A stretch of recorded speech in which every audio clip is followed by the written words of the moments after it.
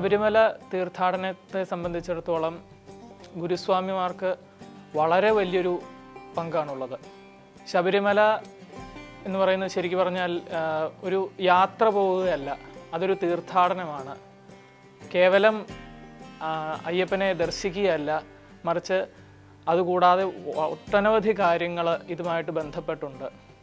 സാധാരണ നമ്മളൊരു ക്ഷേത്രത്തിൽ പോകുമ്പോൾ അവിടെ ചെല്ലുന്നു, ആ ദേവനെയോ ദേവിയോ തൊഴുന്നു, വഴിപാടുകൾ എന്തെങ്കിലും ഉണ്ടെങ്കിൽ കഴിക്കുന്നു, പ്രാർത്ഥിക്കുന്നു, തിരിച്ചു വരുന്നു എന്നുള്ളതല്ലാതെ അതിൽ കവിഞ്ഞ് കൂടുതലൊന്നും സംഭവിക്കാറില്ല. പക്ഷേ ശബരിമലയെ സംബന്ധിച്ചിടത്തോളം അങ്ങനെയല്ല.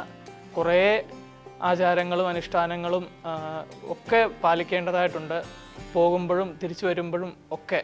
അപ്പം അതുകൊണ്ട് തന്നെ ഈ പോകുന്ന ഒരു ഭക്തനെ, ഒരു അയ്യപ്പനെ കൃത്യമായ മാർഗനിർദ്ദേശങ്ങൾ കൊടുത്ത് ശരിയായ വഴിയിലൂടെ വിടുന്ന ഒരാളാണ് ഗുരുസ്വാമി എന്ന് പറയുന്നത്. ഗുരു എന്ന പദം നമുക്കെല്ലാവർക്കും അറിയാം. ഗുരു നമ്മളുടെ അജ്ഞതയും നമ്മളുടെ ഉള്ളിലുള്ള അജ്ഞാനത്തെയും മാലിന്യത്തെയും ഒക്കെ മാറ്റി അതിലെല്ലാം വെളിച്ചം പകർന്ന് നമ്മളുടെ മനസ്സിനെയും ബുദ്ധിയും ഒക്കെ വികസിപ്പിക്കുന്ന ഒരാളാണ്. അപ്പോൾ തീർച്ചയായിട്ടും ഗുരുസ്വാമിക്കും ഈ ഒരു ക്വാളിറ്റി ഒരു ഗുരുസ്വാമിയിൽ തീർച്ചയായിട്ടും വേണം. ശബരിമല യാത്ര ശരിക്കും പറഞ്ഞാൽ മുൻപ് പറഞ്ഞ പോലെ ആ ഒരു തീർത്ഥാടനം അത് തുടങ്ങുന്നത് മാലയിട്ട് വ്രതം അനുഷ്ഠിക്കുന്ന ആ ഒരു കാലം മുതലാണ്.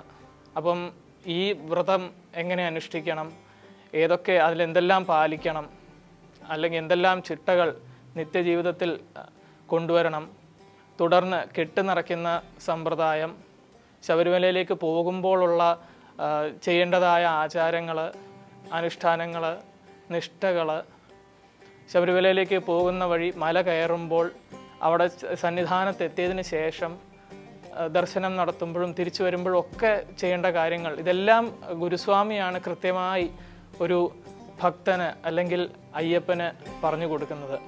ഈ ഒരു ആചാരങ്ങളിലൂടെ ആ ഒരു ഭക്തനെ ആചാരങ്ങൾക്കൊക്കെ അതീതമായിട്ട് വലിയൊരു തലത്തിലേക്ക് ഉയർത്തുവാനുള്ളൊരു മാർഗനിർദ്ദേശം കൊടുക്കുന്ന ആളാണ് ഗുരുസ്വാമി.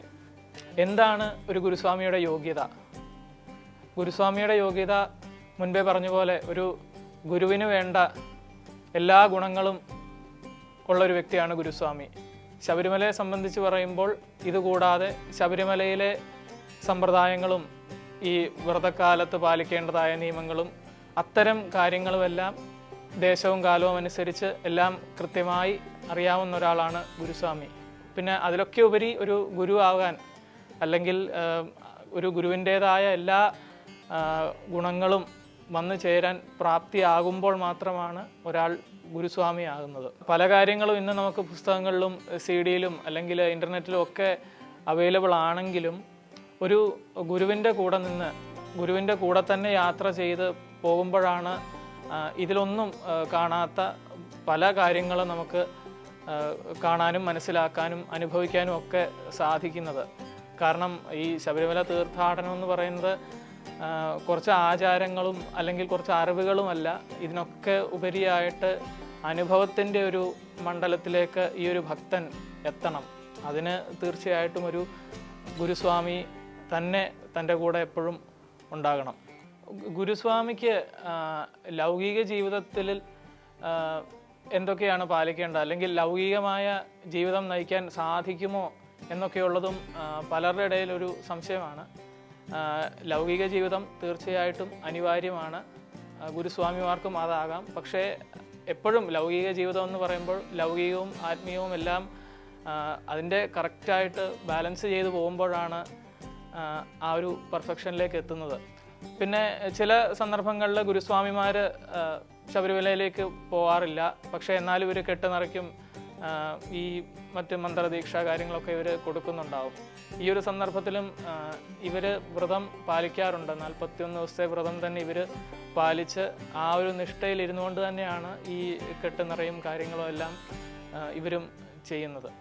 പിന്നെ ഗുരുസ്വാമിമാരെ പറ്റി പറയുമ്പോൾ ഈ പല പ്രദേശങ്ങളിലും പല സമ്പ്രദായങ്ങളിലാണ് പല കാര്യങ്ങളും ആചരിച്ചു വരുന്നത്. ഈ ശബരിമല ആചാരാനുഷ്ഠാനങ്ങളെ സംബന്ധിച്ചിടത്തോളം കെട്ടുനിറയാണെങ്കിലും തുടർന്നുള്ള ഒരു വ്രതനിഷ്ഠയാണെങ്കിലും ശബരിമലയിലേക്ക് പോകുമ്പോഴുള്ള ആചരണങ്ങളായാലും എല്ലാം പല രീതിയിലായിരിക്കും.